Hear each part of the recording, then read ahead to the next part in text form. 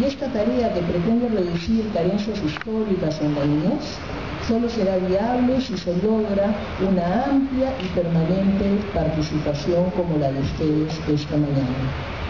Si eso ocurre, nos transformamos en personas, en instituciones y en empresas buena onda, capaces de tener una actitud espontánea y una visión amplia que nos permita comprender la realidad en la que viven millones y millones de niñas y niños en el Perú. Permítanme, por favor, presentar al representante de UNICEF, Guido Tornale, quien nos contará el porqué de esta campaña e introducirá a las personas que lo acompañan en la mesa de honor. Guido, por favor.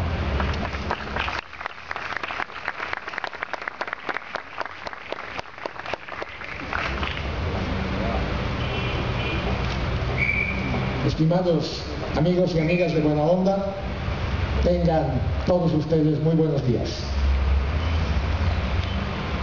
¿Se dan cuenta que la Buena Onda ya está entrando en su segundo año de vida?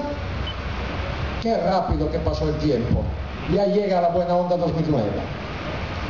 Y gracias a todos ustedes que aportaron en la campaña pasada, gracias a sus generosas contribuciones, pues UNICEF ha podido ampliar e intensificar nuestras acciones en pro de la supervivencia, la educación, el desarrollo, la protección y la participación de la niñez peruana.